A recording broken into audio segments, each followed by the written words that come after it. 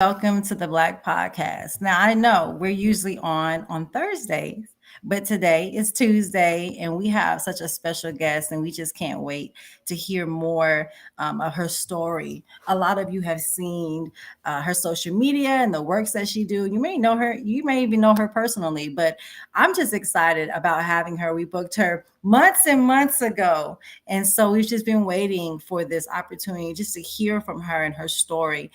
Before we get started with that, you know that we've been on the Black Podcast for a year and a half and going strong. We've built so many relationships and relevant relationships that not only helped us grow as professionals and individuals, but our community. We get so much feedback from everyone saying, "Wow, I really love that guest. I learned so much. I was able to pay it forward to my children or my circle of people." And so that's what the Black Podcast is about. It's about making sure that we share our stories, some real live stories. We've seen enough of people fronting. We've seen enough of pictures and videos. We don't hear enough about people's stories. And usually in our community, we hear about it later on when they're no longer with us, right? And so other people have to tell their story. We want to make sure that we are spending some real quality time with one another and learning more about each other's journeys. That's how we grow as a community and as a unit, when we learn to be vulnerable. And so that's why we have the Black Podcast, because it's so important that we do share these relationships. Now, this young lady that we have is just so special. I mean, I'm just so excited about the work that she's doing. And a lot of us don't know, while we're in the midst of doing those things, who all is watching, right? And so we've been watching her for a while now and seeing the type of work that she does. And we're just so excited and honored to have her here on the Black Podcast. So I don't want to waste any more time. We're going to bring her forward, and she is going to tell us more about her story. How are you? Hi, Dr. Hobson. Good to see you this evening. Yes, you too. I'm just so excited to have you on. And like I was telling the guests, it's been probably some months now since we've booked you. And so it's always a blessing that, number one, you remember your appointment, and two, that that you remember your appointment, because we spend so much time really getting to know our guests and looking at your journey and looking at the type of work that you're doing. And we're just so honored to have you on the Black Podcast. So thank you for being a guest. Well, thank you for having me. I'm excited to chat with you this afternoon, or this evening rather, and speak to the guests on my journey, my personal journey, and how I actually wound up backing into economic development as a profession. Had no idea I was going to wind up here. And when if I could see my economics professor in college right now, he'd probably be like, okay, all that tutoring and hard work paid off then. So. Absolutely. I think that we all have that story. When we look back, I know that when I first started, I just wanted to coach. And so people were like, well, in order to coach, you have to teach. And I'm like, I'm not trying to be nobody's teacher. And then here it is, 17 years later, I'm like, I'm not understanding what's going on. Like, I know I told myself I wasn't going to be doing this. And so sometimes you don't know what your journey looks like. But I do want to say this, that we know behind every glory is a story. And so we like to know more about you, the dynamics of your family, where you're from, and then we're going to work our way up to what you're doing now and why you're doing it. Awesome. Sounds good. So I'm Avril Stinson. I grew up in South Florida, Jupiter, Palm Beach Gardens area, graduated from Jupiter High School. And at the time, University of Florida, in my mind, was like the go-to big public school, where you get the big football team, and they had the number one tennis team at the time. And I was playing tennis competitively growing up. And I thought, all right, that's where I want to go. Florida State was too far away from my mom, and I didn't want to go in either further south into South Florida. I thought Gainesville was going to be perfect for me. And I went up there, studied public relations, got a great scholarship from the College of Journalism and Communications. So I was all ready to be a PR rock star. And then during my tenure there, I had such a great time on campus, working my little work study job, and enjoying myself, I thought, I think I want to work for a college or university, in my future. So after I wrapped up school there, I went up to Marshall University in Huntington and Charleston, West Virginia. I split time between the two campuses and wound up in their graduate program for college student affairs counseling. And at that point, all those years ago, they didn't have, true college student affairs programming per se. So I did a lot of general counseling courses and such. And I think that's really carried through, even though I wound up not practicing. I think I use those skills and talents all day, every day in the work that I do now and just in leading life. So, I wrapped up school at Marshall, wound up, being married. I was pregnant with my first child. Everybody was back home in Florida. So we thought once the transfer was available, we'd come back to South Florida.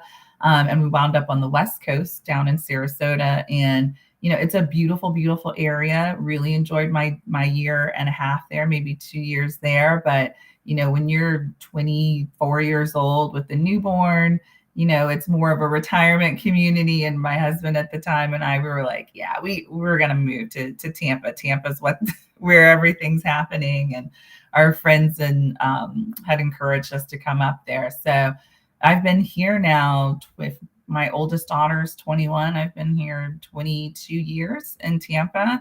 I feel like it's home for sure. And I think that's what propelled me into the career I'm at now, because I did have a life change probably about 10, 11 years ago, wound up getting divorced.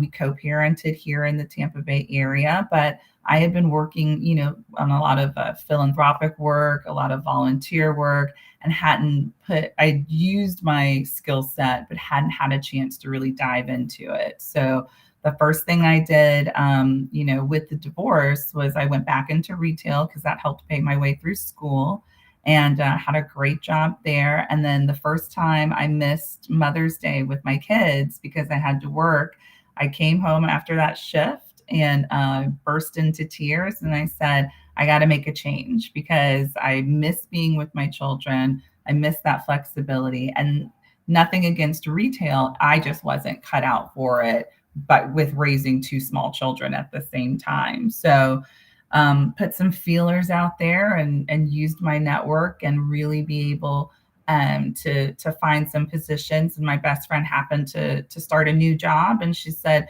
we're looking for a coordinator at the EDC. One of the directors there was going on maternity leave, and she needs somebody to hold her department together. And us women, we have to look out for each other. So, and me being a mother of two already, I was like, oh, I've got this. Like she can totally do what she needs to do. I will keep everything running smoothly. And thank goodness, knock on wood, and by the grace of God, I was. And so I wound up at the EDC for almost 4.5 years. And it was an incredible experience. It was my foray into economic development, what makes Tampa tick in the Tampa Bay area. And a lot of the people, it's funny how life works out. A lot of the people that I was working with, I knew personally and didn't realize that they were, because I didn't know them in the business sense and in the business community. So it was so exciting that, whoever I just had lunch with the other day, come to find out they own a small business and they're, part of the community and they're giving back, and I'm seeing them give back, and I'm working in a space where I'm working with a lot of, C-suite executives and business owners. And it really, that was the catapult that did it for me, I believe. I'm very fond of that organization. I got poached from it and went to another entrepreneurial support organization, which was Tampa Bay Wave. Had a blast there, loving working with the tech startups. And that was completely different because I was so focused on the corporate side in my previous job that it was so exciting to move into working in that tech startup space. And boy, did I learn a lot. I mean, I was director of development, so I was busy raising funds for the organization as a whole. and making sure that the we were compliant with the grants that we were funded. I got to work closely with the programming team, which fast forward another 2 years later, when my predecessor at the chamber took a role with the Super Bowl when they came to Tampa, which I was so proud of her for doing that. It opened up a space over at the chamber, and they said, "Would you be interested in applying for this position?" And I thought long and hard on it, and I decided absolutely I'm going to go for it because it marries, what I had been doing on the fundraising side with the programming side, and that just made my heart full. So whenever I can give back to the community, whenever I can help somebody else or mentor, so many people have been there for me that to me it just feels like the natural thing to do. So I've used all my education, experience, background, to just continue to pay it forward and do good for whichever community I am serving. And I feel blessed for that opportunity. Wow, that sounds so amazing. I think that, well, I know that, when we think about life, I tell people if you're not serving, other people, whether it's just giving them information or putting them in contact with someone, you're not really living out your full purpose in life. And, our journeys, we talk about our journeys a lot, and we don't share them enough with one another as far as what we're going through or what we're doing. Um, when you backtrack to like when you first started, um, going into high school, what was that experience like? Like, were you in your environment that you grew up in? And then how did you transition from where you grew up to, okay, knowing that you're going to college to do, what you're doing now? Like, what was that transition? Talk more about that space. Was education, talked a lot about in your family? Like, how was that journey, for you? Oh, yeah. So mom was a teacher, and it was absolutely amazing. So education was huge in our household. My dad was chief of police. He had been an FBI agent prior to, and then was chief of police of a great city in Riviera Beach, Florida. So that was fantastic for me growing up because I was able to be connected to the community through both of them within their jobs. And so my mom teases, I always kind of walked around like I was a little adult because they didn't necessarily believe in babysitters. And so I was always with them, and they definitely, took me everywhere they went. So it's now that I look back and I look at how I raised my kids and some of the experiences I've had, I think it makes me comfortable in a lot of different situations because I was always surrounded by adults. And so, of course, I had to try and make sure that I knew what I was talking about and I was up on all of my current events and I could hold a conversation. And that's really served me well all the way through, I'd have to say, because I'm not afraid. I might have stage fright, but I'm not afraid to walk in a room, And then growing up, my high school was predominantly white. And so having to kind of navigate what that feels like, in the late 80s, early 90s, trying to just find your footing in the world and your place in the world. I took the bits and pieces from, those I was exposed to that I liked. And then what I saw that I didn't like, I wanted to make sure that those were on my not to do list. Right. You want to be kind to others. I know what it feels like to be the only one in the room. So I always want to make sure that I'm reaching out to somebody else. And heaven forbid, we see another face that looks like ours. It's very, very comforting because you Yes. just, people don't think about it, but it makes a difference when you have that comfort level of, knowing similar struggles. It might not be exact, but there's still that bond that ties us together. Absolutely. If you can talk more about, you speak a lot about, just like owning the room, right? Even if it was no one looks like you, maybe you're not for certain on who's going to be there, or maybe it's a who's who or whatever. Um, how did you get to that space, where you can walk into a place and you feel like, you know, I'm fine, I'm comfortable?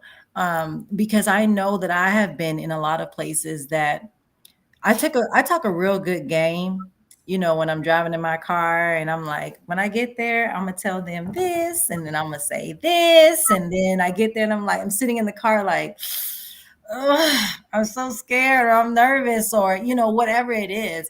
Um, and what helps me a lot of times is I always tell myself, well, if I'm speaking in front of multiple people, I'm like, it's not about you. You have to get out what you need to get out.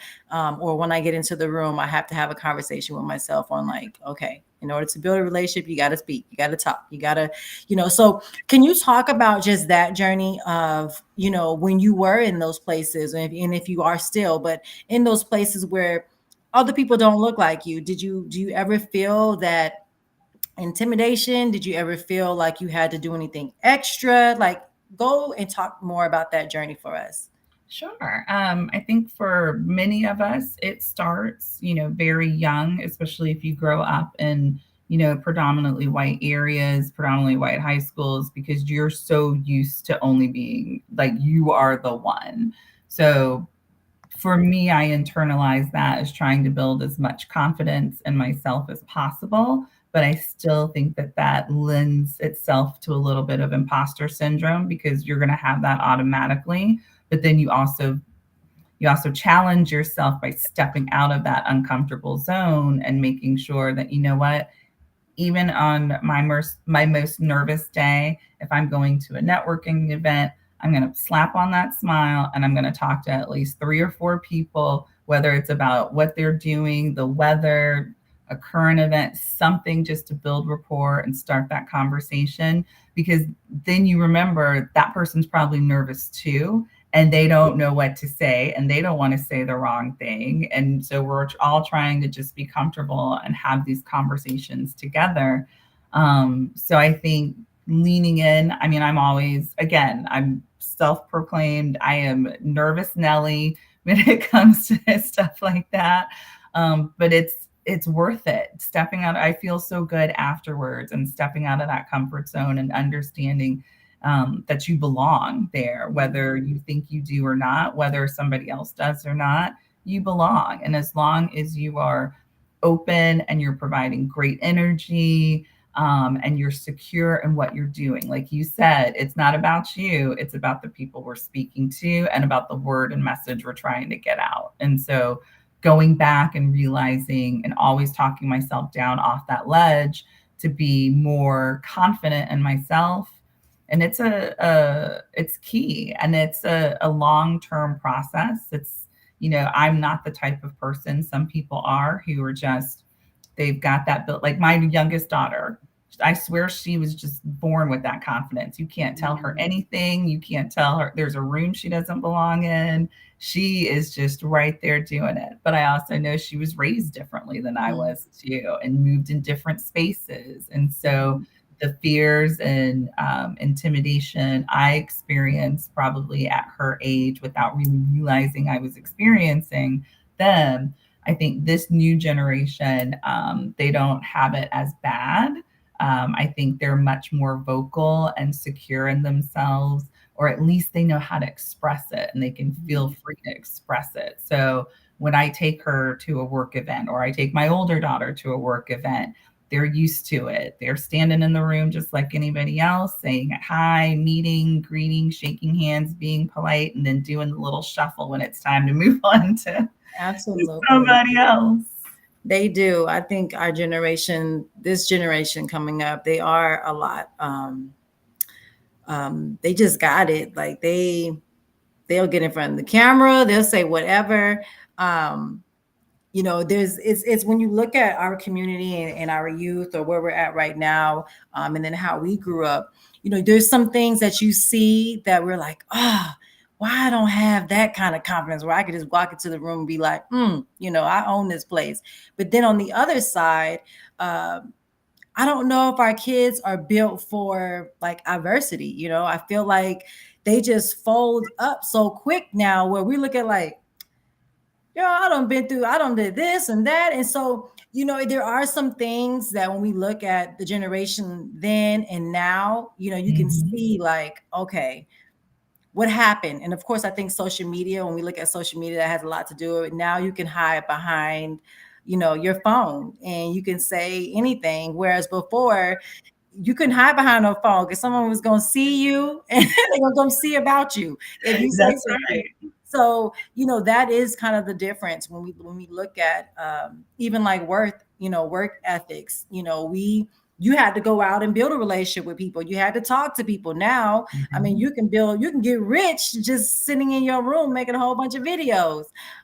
So it's just different when we think about just the journeys that our kids have, and what they take up from us, and whatever else they develop along the way.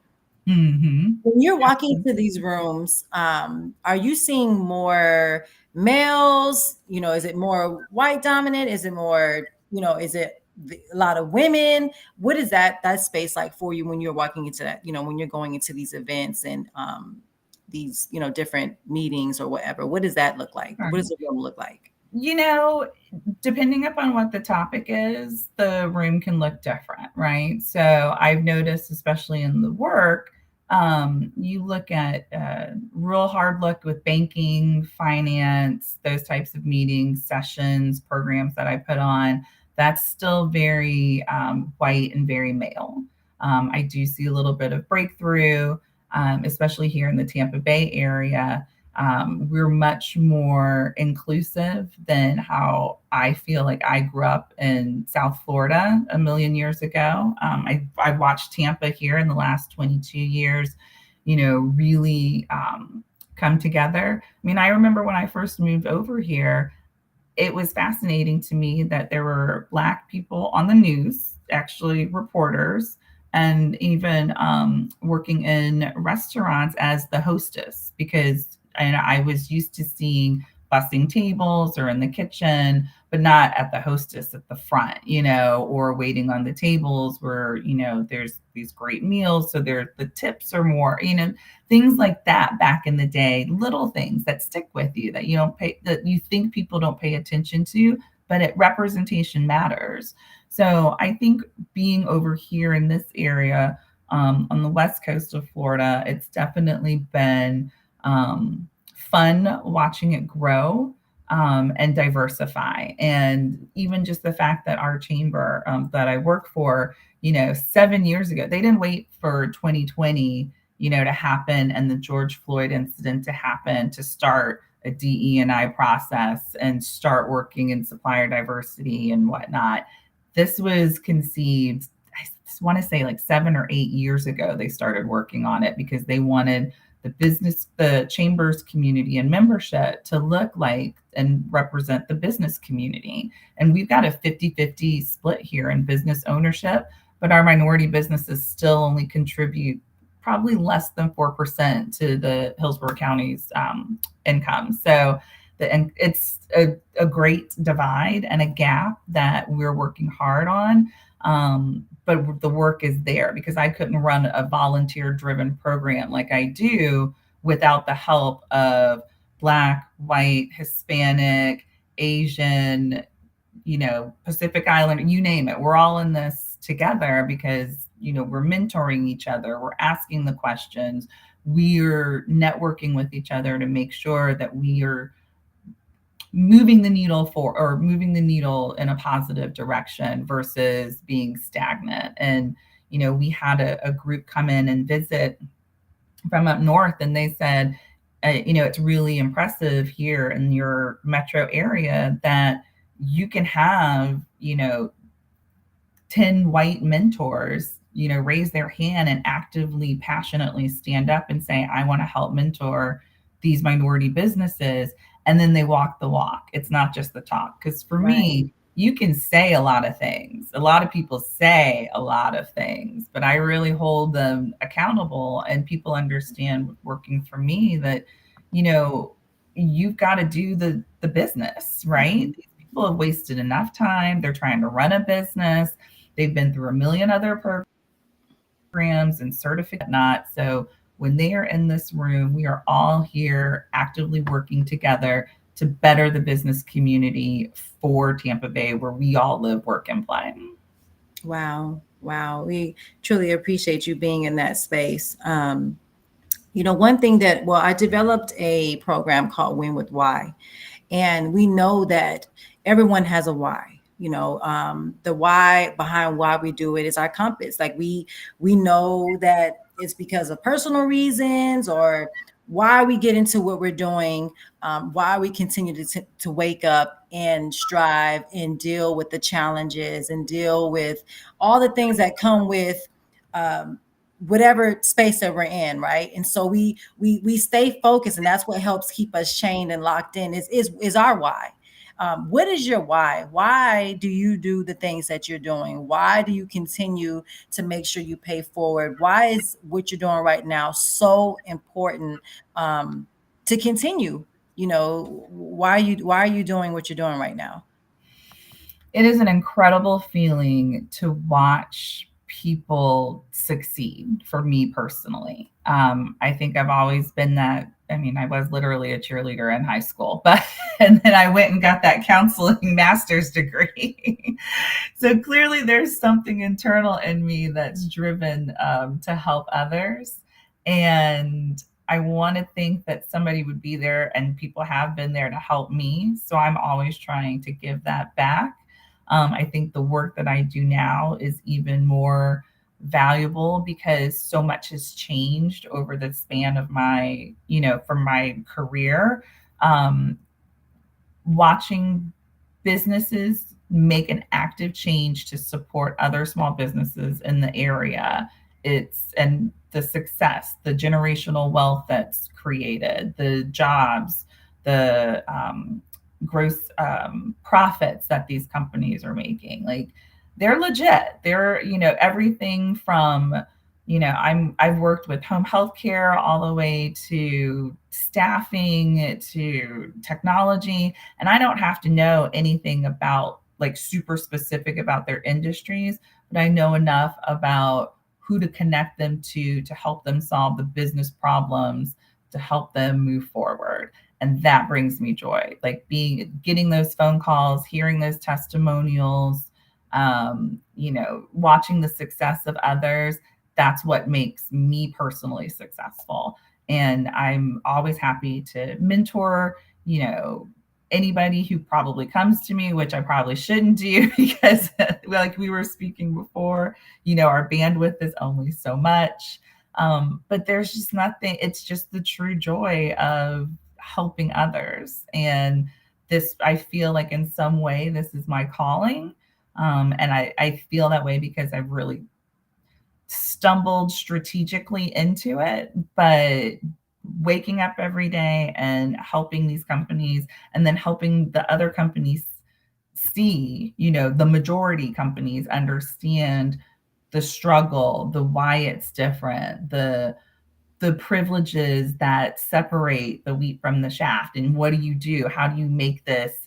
How do you make a loaf of bread when somebody's got, this much more ahead of you than you do? What are the resources that are out there? And I help anybody from, whatever personal situation they might be having going on, because if they're working in the business, they can't work on the business. So if something personal pops up, then that might, it could potentially really, be detrimental to what they're doing. So, just kind of keeping that holistic scope of helping any way that I can. And if I can't help you, I got a big, vast network. We're going to find somebody that can help you. So, I mean, I don't want to be cliche, but that's it. I like to help. I love it. I love it. I always laugh when people say they were a cheerleader because I remember in high school, I ran track and played basketball my whole life. And one day we were at a football game and we were like, God, the cheerleaders are so whack. Like, it's so me and my friends decided to do this crazy thing. Like, we were like, let's make the whole squad black next year. And so we all tried out. And of course, being so athletic, we were able to jump out of the gym, number one. And so we was in there playing around. So we were just going like, oh my God, and we all made it. Well, Uh-huh. two of us made it. The other ones got cut. So we ended up being stuck with the other girls. And we were like, are you serious? So I always laugh at because that plan did not go well at all. We probably was the worst cheerleaders because we knew how to jump, but I mean All the everything other else. stuff. Yes. And then that $600 or $700 bill for the uniform, mom was like, since you decided to do that, you figure out how to make this $700 to be a cheerleader. And she used to come to the games just to laugh. But I had to tell that story because I'm like, oh my God, I can't That's a believe. good I story. was like, I can't Well, if believe you look it. at it this way, you saw something, you wanted to make a change, and y'all decided to make the change and got the whole squad. Well, not the whole squad. Two of us made it. The other four got cut. So Oh, we got stuck. the two of but your own. so So you it didn't still go made as a planned. team. But I Yeah. can say that I did, that was the talk of the whole year. Everybody was like, you're a cheerleader? You don't even like to smile, you don't like to laugh, you don't. I'm like, whatever. But anyways, so I really appreciate that you continue to do that. We talk a lot about Brian and I speak on um, making sure that our youth have the skills, understand the different skills that they have in order to make it out in the real world. A lot of them, school's not for them, college is not for them, so they want to go into having their own business. I have a friend of mine slash partner who walked away from a well-paying job. I think it was Exxon, and he was on the executive level. So he did really well. And when I say he's a brother, he is a brother. And um, he walked away from that job to pursue his business. And so we were just talking about it. And I said, well, your value because people, they're still wanting him, right? They're like, we'll Mhm. pay you this, we'll pay you that, we'll give you this, we'll give you that. And he's just like, I need to focus on my business. And so one of the things that we talked about before was um, that you have everything that you need to make millions because you're making them millions. The only difference that we see when we think about our business is resources. Sometimes there's a lack of resources, and so you don't necessarily have the face, you have the knowledge, but now you need the face to get the money. And so talk a little bit about that, just in that space that you work in, when you know that someone has a really good idea with their business, their plan is together, and you're like, okay, do those conversations come up with the lack of resources or in what they need in order to make sure that their business gets to the level that it needs to be at? And do you feel like there are resources in place for minority businesses to even be as competitive as our other counterparts? Do you feel like, speak on that? Absolutely. Yes, I feel the resources are out there. I always feel that there could be more resources. When people come to me, I always, especially in that startup phase, I send them to the small business development, make sure that they're getting the free counseling with the consultants that can help them write your business plan, really vet out what your plan is. And that's not just for startups, that's up to even that 300, 500,000 in gross profit revenue. Because so many times I run into businesses that when you go, after you've been in business for a while and you've kind of been scotch taping it together, right? And like your great uncle's doing your taxes, and then somebody else is trying to, sell on the side for you. And you don't know an attorney, but somebody's getting ready to graduate from law school. And they said, go to this website and fill out these papers, and that'll get you all set up. No, don't do any of that. The first thing is go to a specific entrepreneurial support organization and tell them what your idea is. Find out the resources that they have to offer to support you. And then if they don't have everything you need, get what you need from there and then go find another one. So that way you're always going after the resources. I want to say that, in life, things aren't duplicated, but in life and business, they are. And we want to, as we grow these businesses, we want to make sure that they are wrapped around the resources that they need, not just the sexy stuff. Like if you're in the business and you know what you're doing and you're doing it really well, last thing you want to mess with is accounting and payroll and cash flow and what are my numbers. All you see the money in the bank and you think you're doing great and all is well and you just keep on keeping on. And that's only going to get you so far. So you need to go out. I always, say form those relationships, find those mentors out there that are able to help. I notice a lot of people are moving into that space. It doesn't always have to be a consultant. It can be somebody in the business, corporate business world that still speak or thinks with an entrepreneurial spirit that can help give advice. And then don't be afraid, because we're all afraid of banks. Don't There's been a lot of predatory lending in the past and some real issues that we've had to overcome and still have to overcome. But the bankers will all tell you, we don't give you money when you need it. So if you're starting your business and your credit's solid, and go into the bank, start, building those relationships. Who can you talk to? Start small so that way you can build up that line of credit, because one day you'll hit a snafu and you'll need that money, and you'll probably be in a position where the bank's like, yeah, not this time. But if you would have seen us earlier, or when you get it all worked out, we've got plenty of money for you. Well, you need it when you're in the pinch. So banking and financing, accounting, all the back office, HR, all the legal contracts, all of those things that are not the sexy part, that's just the stuff that makes your business run. If you start on a great trajectory with proper guidance in the beginning, it'll save you a lot of money and a lot of headache when you hit that next point of growth and you run into trouble where you can't do it. Or, even something as fortunate as you win a large contract, right? And you think you're ready to do the work, but all of a sudden you got to staff up real quick. You've got to make sure you can make payroll. You got to make sure you can do all the bits and pieces down to the nuts and bolts to get the job done. Because unfortunately, if you mess up, that might be your only shot, especially working with government agencies and such. So you just have to be prepared. Being prepared is key, and seeking out those resources, nothing more valuable than that. Well, I want to jump in. Hi, Brian. How's it going? Had some issues dealing with joining you guys late, but just looking at some of the things you do, listening to some of the things that you do. A lot of times those who study history, um, they speak about how during the civil rights, things were okay for Dr. Martin Luther King as long as he was talking about social justice. But once he got to talking about economic inclusion, that's when things got rocky.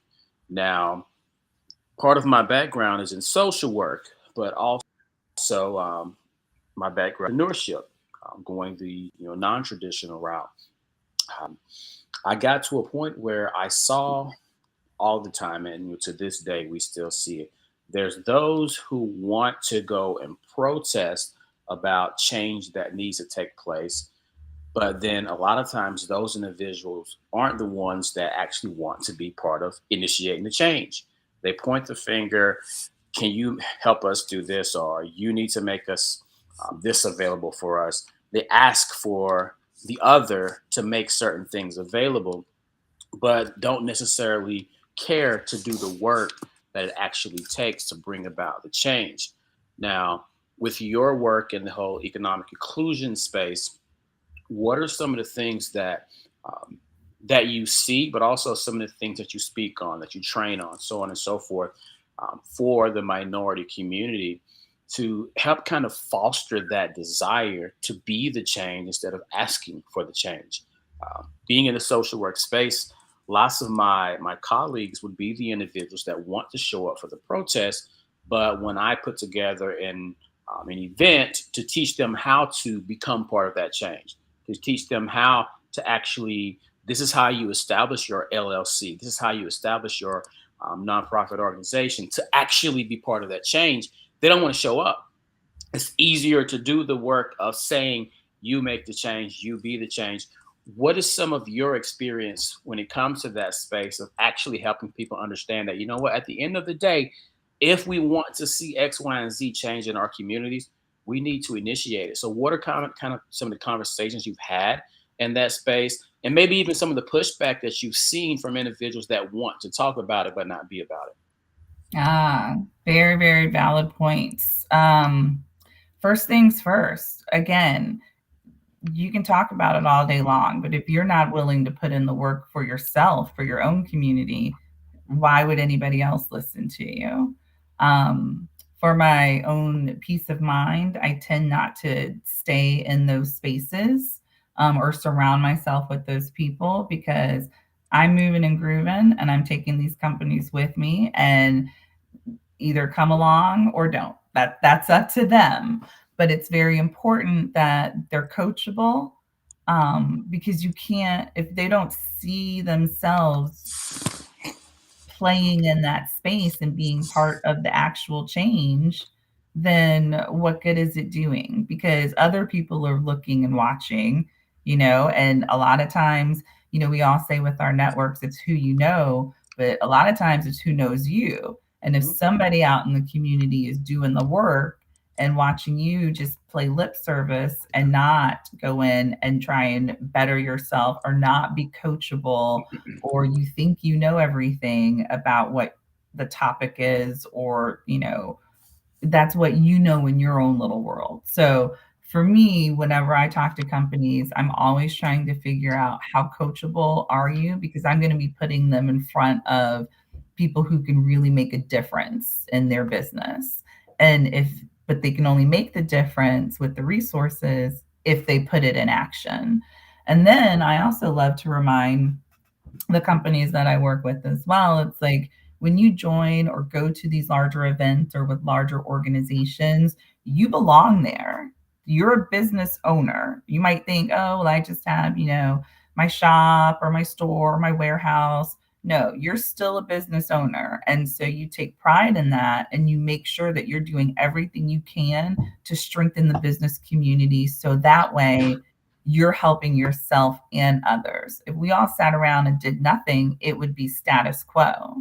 So, getting out there, setting up your businesses correctly, making sure that you're constantly networking and expanding your network so that way your business network can grow, but personal. And all of that ties into each other. People don't realize that, they might think that one thing is separate from the other. It's not mutually exclusive. You got to make sure that you're out there, you're doing the work, you're listening, you're learning, and then you're paying it back or paying it forward. I love it. I love it. I love it. I love it because lots of times those who desire to go into the space, start their own business because they want to be part of the change.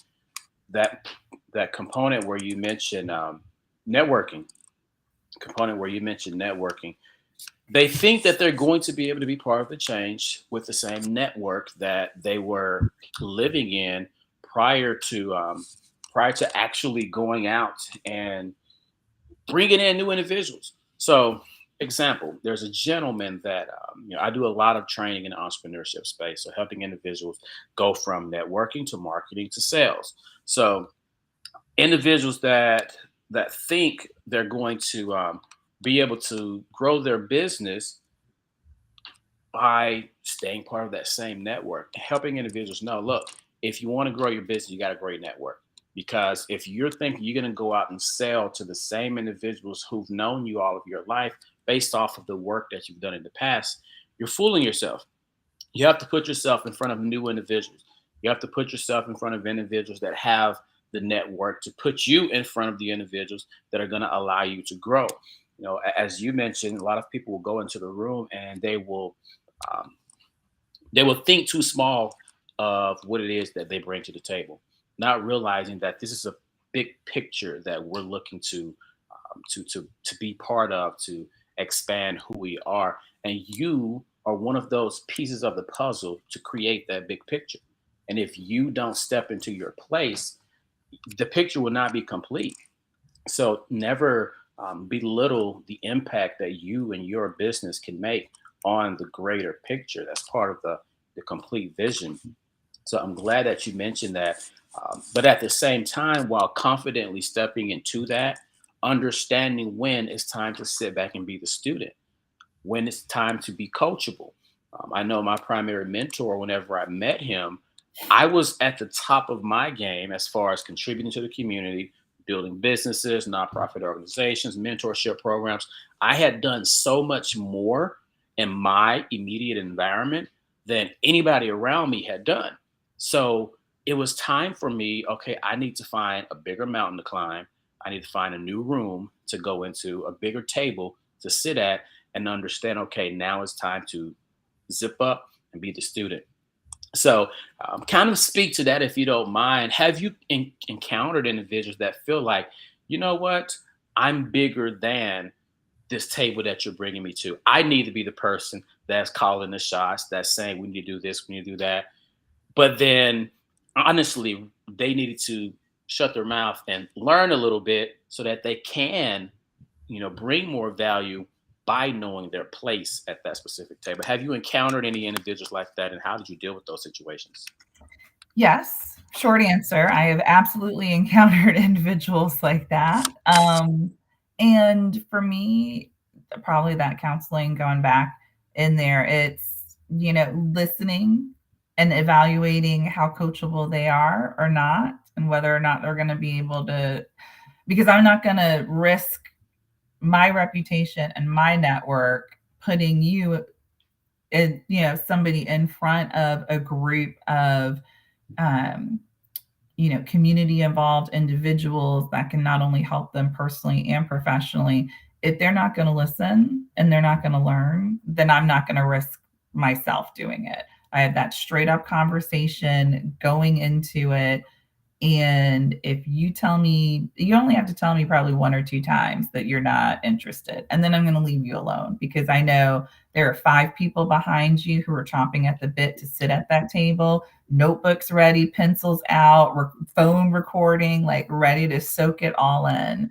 And those are the people that are going to make the change. Those are the people that are going to not complain at the end and say, well, nobody said this to me, or nobody asked me about this.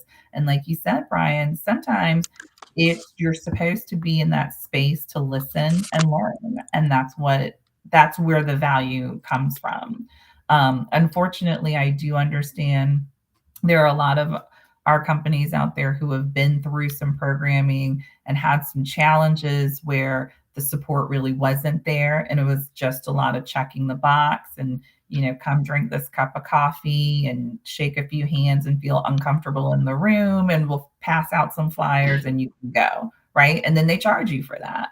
And the businesses that I'm talking to, they're like, I'm not going to another one of those. But when I first got in the game, I had to listen and say, okay, what's not working with that model? And what's not working is that those people who are putting that programming on, they're not being authentic. And that's one thing that we can see straight off the bat. Like, if we don't feel it, we just don't feel it. So,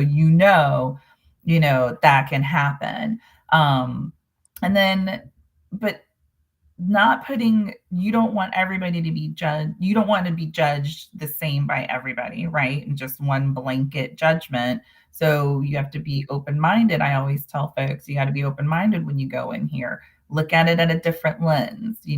Are you around this table because you need sales leads, or are you around this table because you're trying to find somebody to help you expand your business? Like, not in a sales way, but in an actual holistic, I need, to hire more people so I can do this, so that way I can generate the revenue, so that way I can expand to another location or whatnot. So again, I try and move in those spaces where either I'm helping you or I'm not. I'm not against you if you don't want to listen to what I have to say or somebody else. But if I'm coming to you with a basket full of resources and you're going to tell me that you're too far along, that you don't need any of that, then I don't appreciate that. And so therefore I don't work with that. Wow. Makes Wow. perfect sense. Absolutely. I think a lot of times when we talk about, even in our community, we always, Brian will bring up, how we protest for this change and we do these different things. And I always say that in our community, my belief is that we're not as consistent as we should be in a lot of things that we're doing. And in that, with being inconsistent and maybe a lack of patience, we don't get to see our business or anything really manifest or happen because it's like we need it right now. It's like I don't have 2 years to be broke. I have to make some money right now. And so, speak more about those. Do you see those challenges in our community where it's like, man, you have this great business, but it's going to take 5 years or it's going to take 3 years? How are those conversations with people? Because I know me personally, I'm like, 5 years? Well, what am I supposed to do till then? And so there's other people who are like, oh, it's a process. So I will say when Brian and we have that good balance where he's a little more okay. Well, he is okay with the process. And everything takes time. And I'm like, okay, but how much time? And so, we that's what makes it work because we do understand each other's strengths and weaknesses. But talk about some of those challenges that you feel in our community that you see as far as why our businesses maybe don't last as long, and why, what are some of those challenges look like? What is going on with our community and when it comes to business? Some of the things that I notice is, again, the coachability factor. That's still number one, because if you're not coachable, that's going to bring challenges, because as you grow, you're not going to want to go out and get the help that you need, right? The other thing is there is no such thing as an overnight success. I mean, unless you like legit went and played one time the lottery, won the one time that you played, and then you get it, right? No, work has to be done. So even these lottery winners, they're probably, I'm not justifying that. I'm just saying they're probably buying a lot of tickets before they actually hit, right?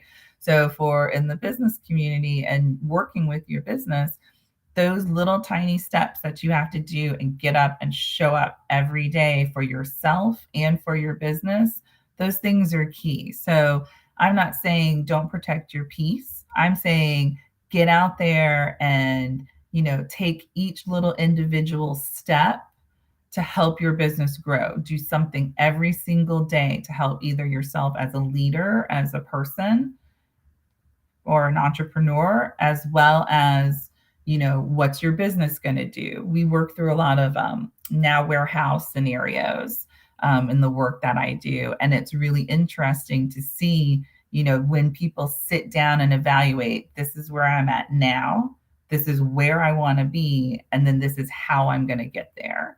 And just having sometimes a simple plan like that with that you can attach to your, your mirror, your boards, whatever. You have it in your phone. So that way you remind yourself you're always doing something to push the needle, right? You're always doing something to grow yourself and grow your business. And that's what's important. Because if you don't do that work, you can take a lot of pretty pictures on Instagram and you can post a lot of like great things on LinkedIn. People know when they can start to tell when there's no value or substance to it.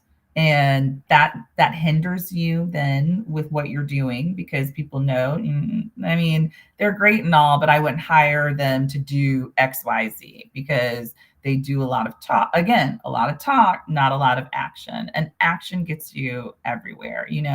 If I didn't pay attention to my LinkedIn and respond to your request that I was so humbled by, I'm like, ooh, they saw me on LinkedIn. Like, this is a big deal. I mean, it's little things like that. And I know, like, I've already gained value in speaking with you guys and learning from you and hearing myself talk. I'm like, oh, I need to like put this in motion, or I need to go back and talk to my cohorts and my community about these topics and issues, because there are things that we all struggle and go through.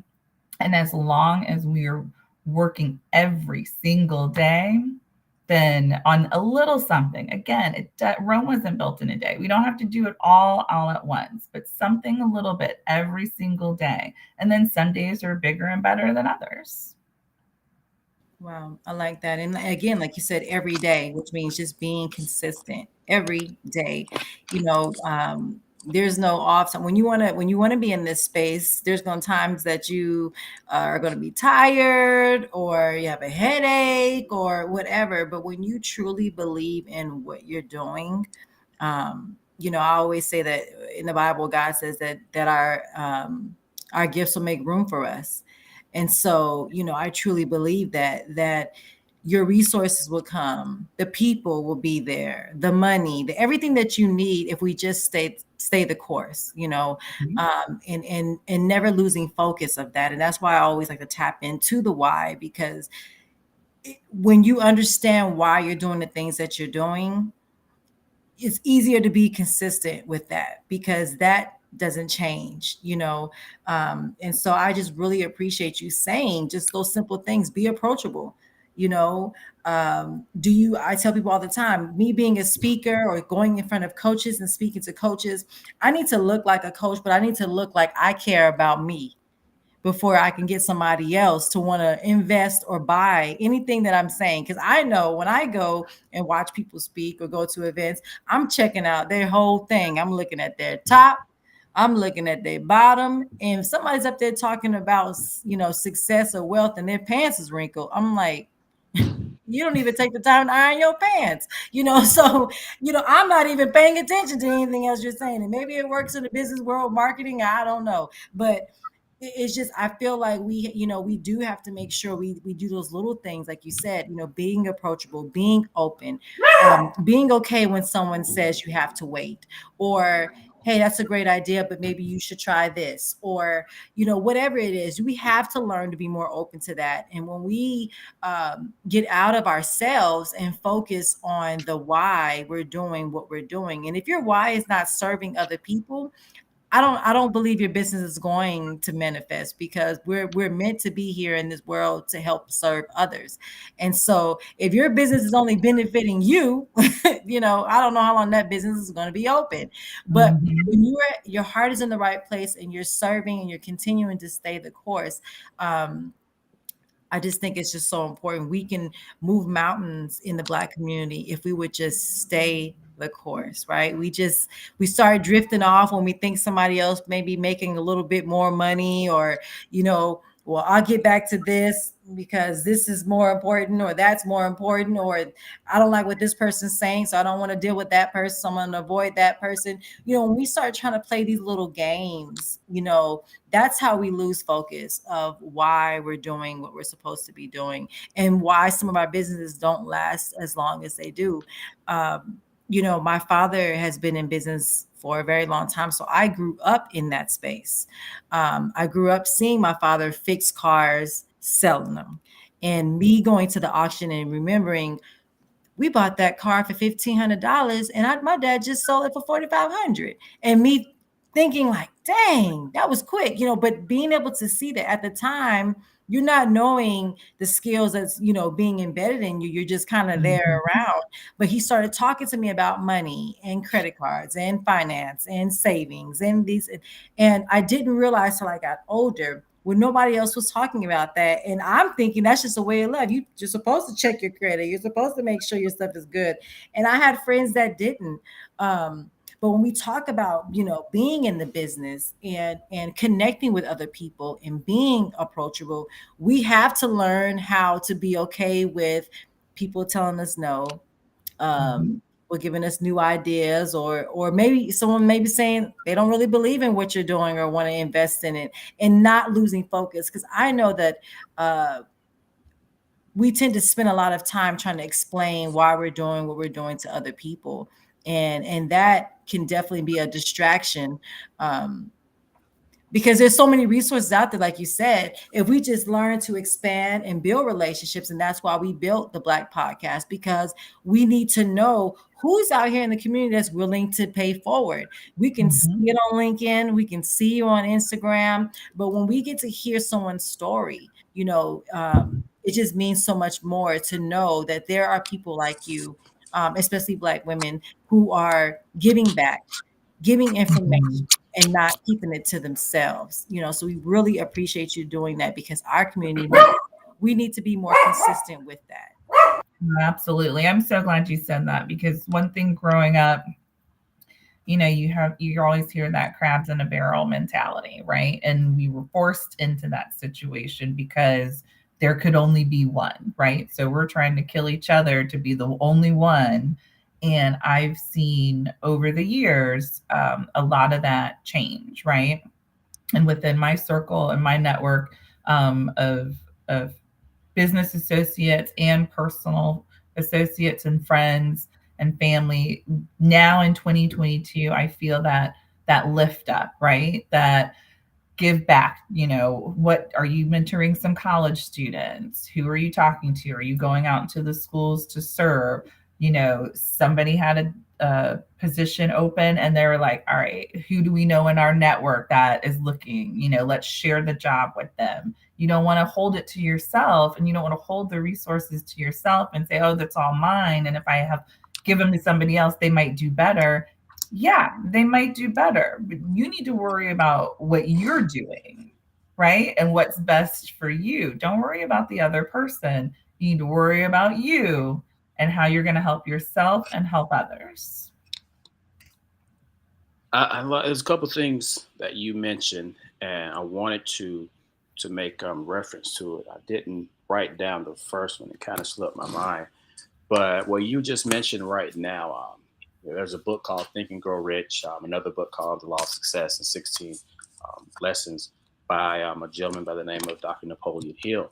And he was speaking in one part of his book on how he could never keep an assistant for more than 6 months because they would always get so good to where they moved on to a bigger, better position. He always gave them his blessing to do so because he didn't want anyone to come and work with him and feel like they're stuck there. I can't get it too good because I may be too good for him. So he always encouraged them to become your absolute best. And if it grows you beyond the service that I need, then it grows you beyond. And the last assistant he was able to get to stay was actually his wife. And that was the only way he could make her not leave.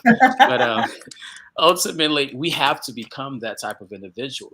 I go back to when I was working on my master's degree. I had this gentleman that became a self-proclaimed mentee of mine, and I just, what, let me just take you under my belt. He would always say, Brian, I'm going to be just like you, man. Like, I can't wait till I get into my MSW. I'm going to be just like you. I'm like, no, you're not going to be just like me.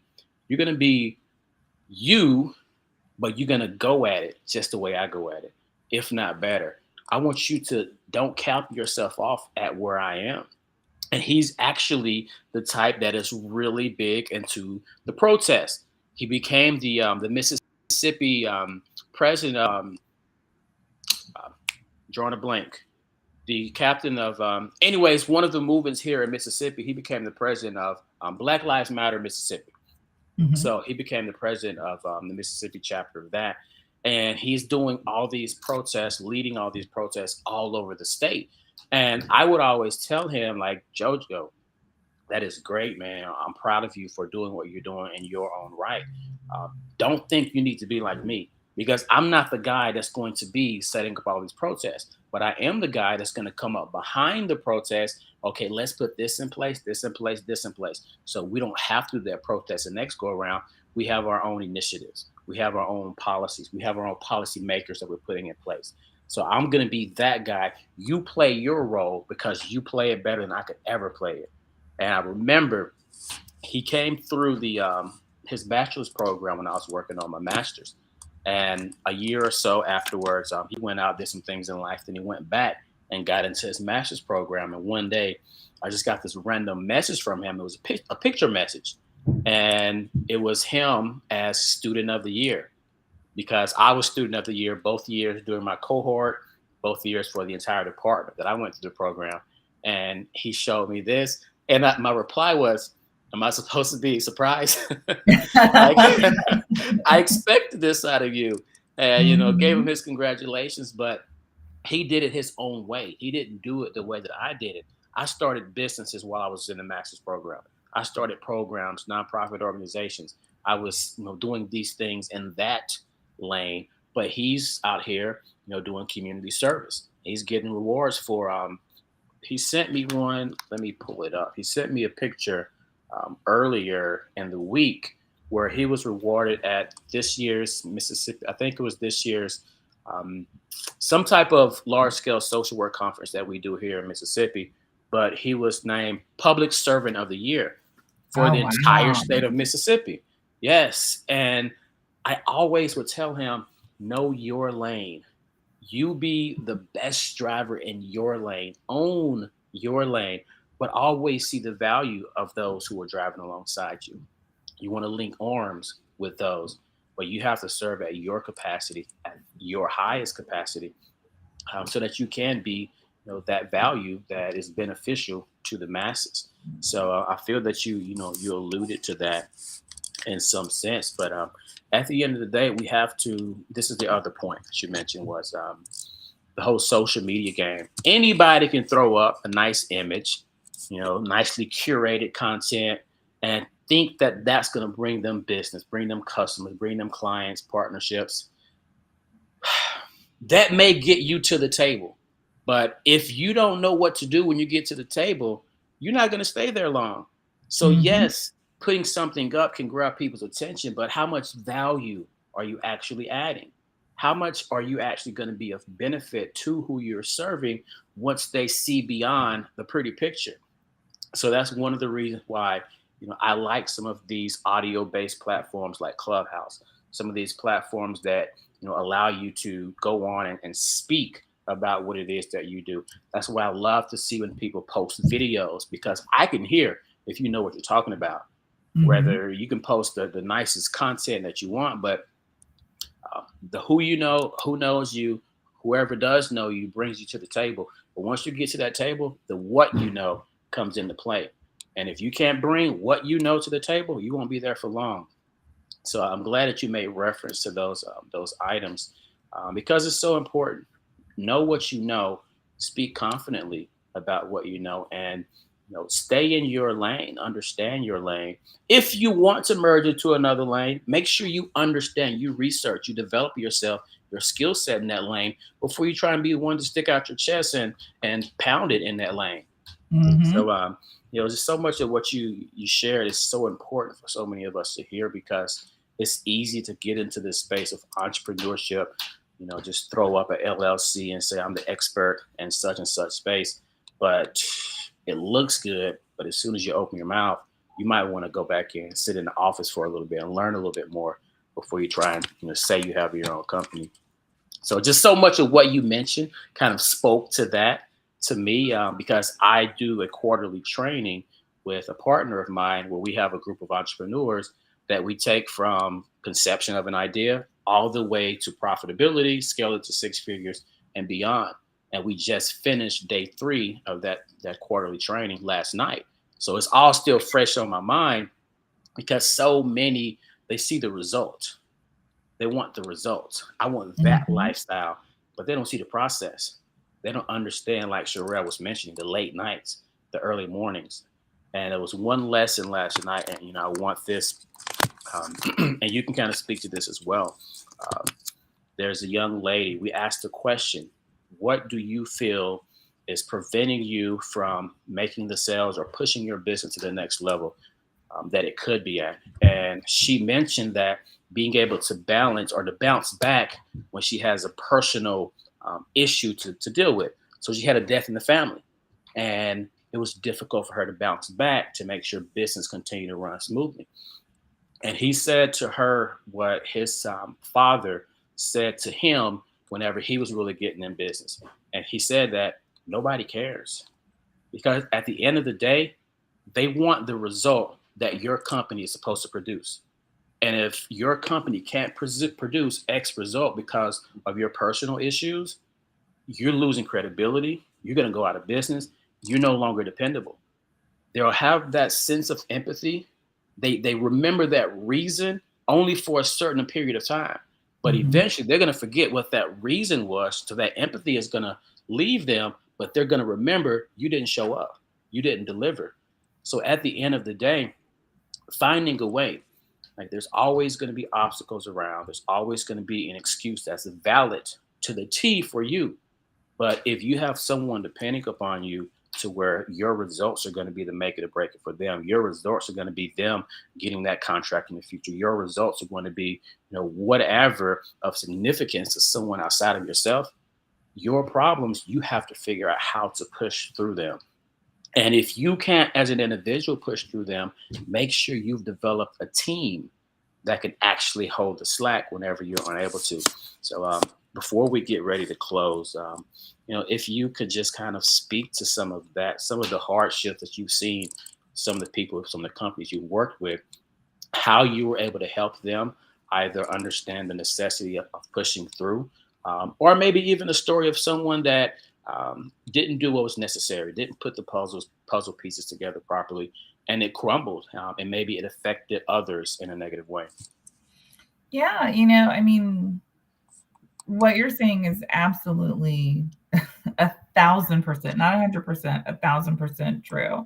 And I think that's a hardship on a lot of small Black-owned businesses, especially if there's no team supporting them and you're just the solopreneur. So it begins and it ends with you. And talking through a growth strategy so that way they can have some sort of backup assistance, or even in more profitable companies that are a little larger, a key man, or key woman that's the person that is going to take over if something were to happen to you. And so that way your business doesn't just die off or, take a huge hit because you had a family emergency. I will definitely say, because we all suffer way too much from this, and I was sharing with Dr. Hobson before the call, stress is a real key issue, and it's there in life, and we have to figure out how we're going to manage it, so that way we can handle our hurdles while still getting our business done. And finding balance. I know for a long time, many of us felt like you just have to keep pushing, you keep pushing, you keep pushing, but you also have to be a little bit patient with yourself. You can persevere, but it doesn't need to be at the expense of your mental or physical health because of you keep pushing and pushing. So understanding those, and again, tapping into those resources to understand the nuances of your business and your business relationships is really important, because if you have those relationships, yes, there's, deadlines to be met and work that has to be done, but I'm sensing and seeing a lot of leeway, professional leeway, not just like, oh, it's okay, you can give it to me just whenever, it's fine, handle your business or whatnot. No, there's that professional courtesy of, in 2022, life is hard for a lot of people.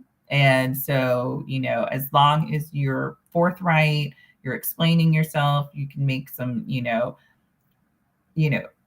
pull some ideas and say, this is what I'm going through right now. Here's somebody on my team that can help you while I'm dealing with this, or I have to step back. Here's somebody I can put you in touch with. Then doesn't have to be just your team. If you're a solopreneur, you can surround yourself with other business owners that can help support you also, because one day they might need that same assistance. So I love seeing businesses within those that I work with help each other and step in. Oh, I can't get access to this, widget and blah, blah, blah, blah, blah. And I've got a customer who really needs it.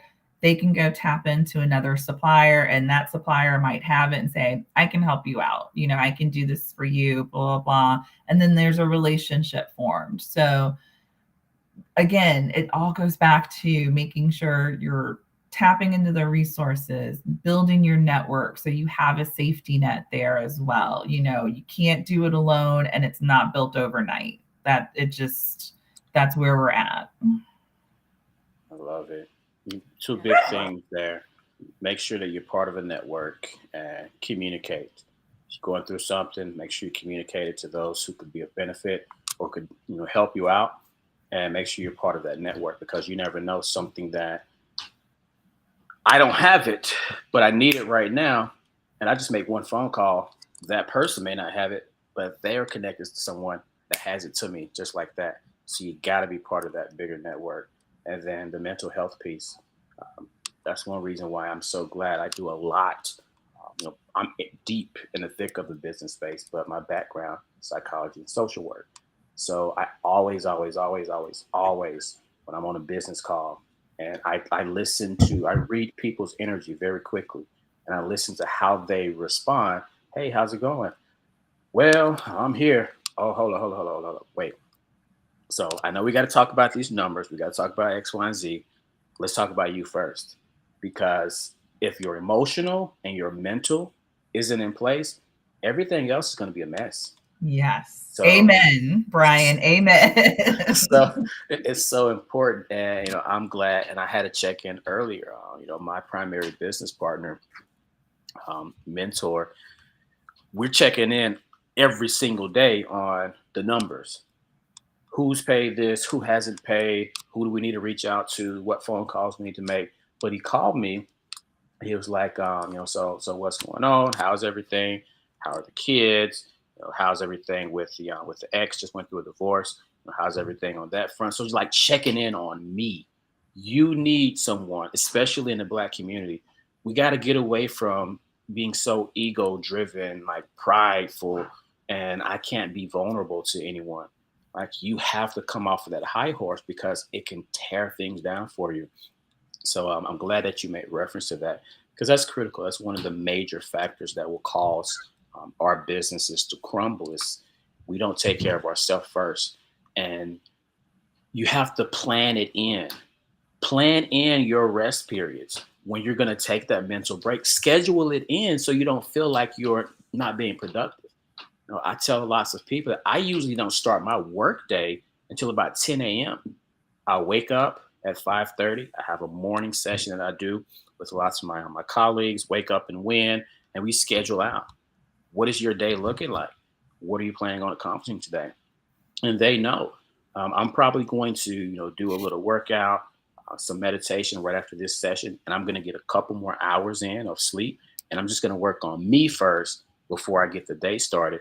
But that's part of my schedule. And then I work until about 2 or 3 o'clock in the morning. So, I have these pockets where I go hard, and I have these pockets where this is my refresh, my recharge, my battery time. But you have to communicate that so that those who are in your network that may be depending on you, they know your schedule, your order of operation.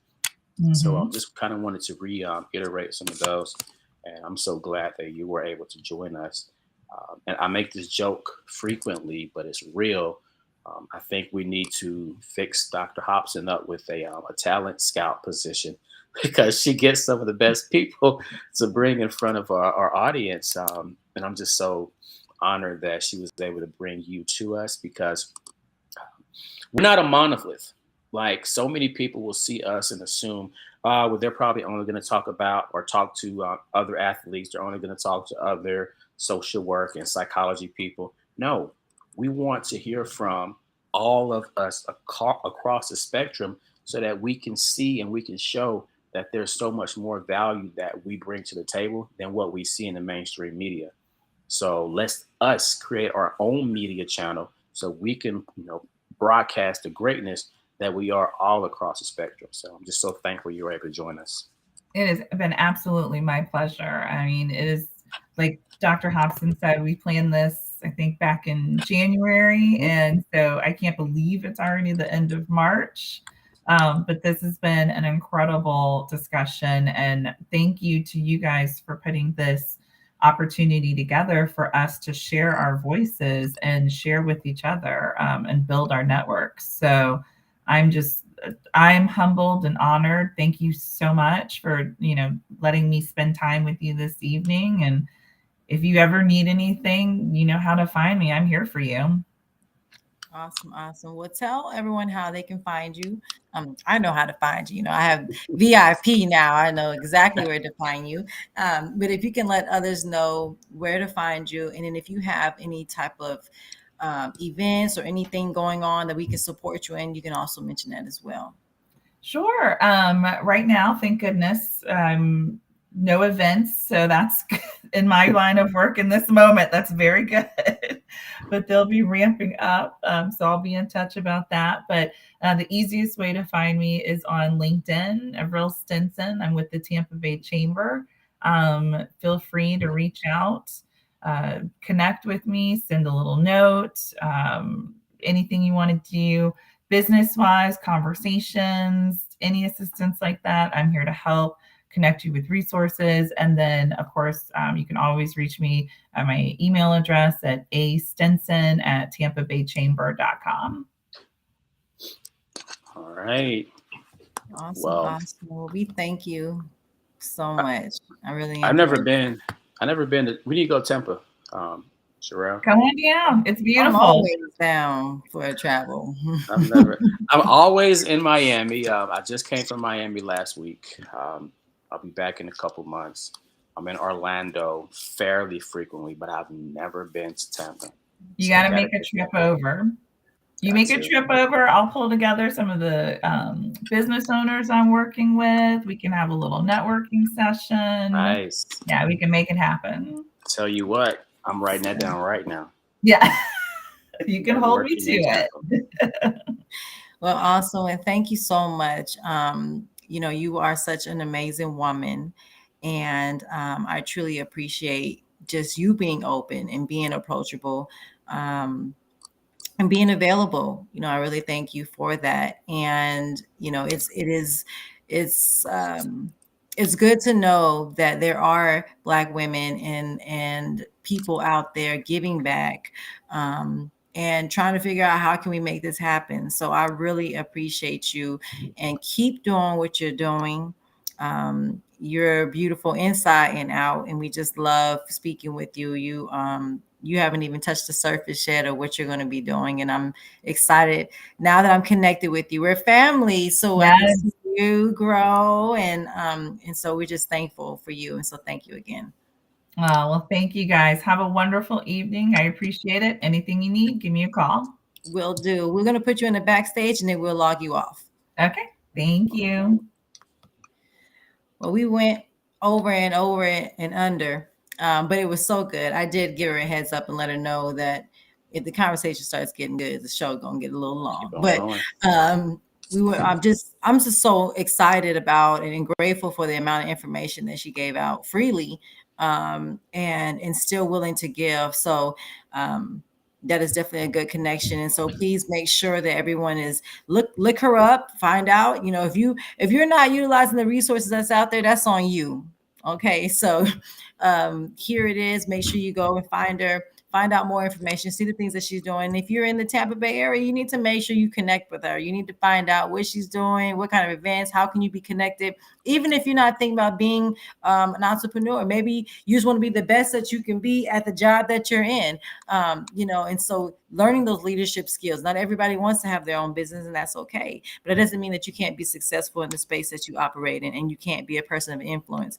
So please make sure that you continue to reach out and look at the different information that's provided to you. Because if you get all this information and then you log off and go do the same thing, it's on you. Okay, because if you're not trying to connect with other people and your business is not growing, you can no longer blame somebody else. Because we have had guests here who have offered their email and where to find them. And so if you're not reaching out, again, that's on you. But we do love you, and we thank you for supporting us over the last year and a half. It's been great. And so hopefully my producing action wasn't too bad.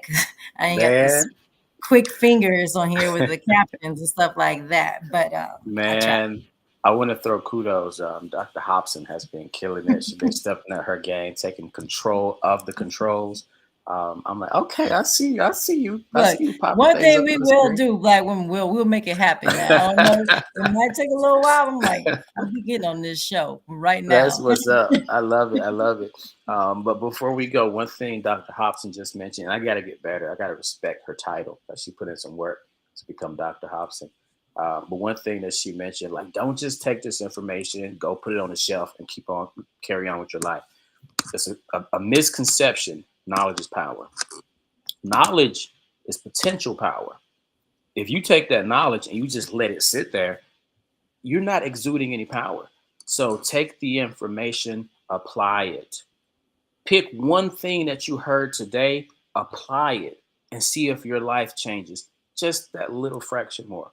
So you gotta apply, gotta apply, gotta apply. Off that note, make sure to check us out. We are hsba.com.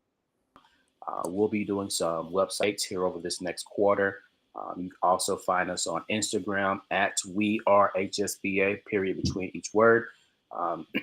Just keep on pushing the word out, being part of the community, because what we want to do is be that piece of the puzzle that's going to make this big picture whole. So off that note, we'll see you guys the next time. Stay connected. Make sure you subscribe to our newsletter so we can keep you in the know for when upcoming episodes are going to be, who our previous guests are, how you can go back and listen to them. But I'm going to shut up for now because I'm about to say you're like a black church. We about to go to yes. So y'all have heard enough from Deacon us. Street. We'll be back the next episode. Let me stop. All right, guys. Y'all have a good one. We'll see you next time.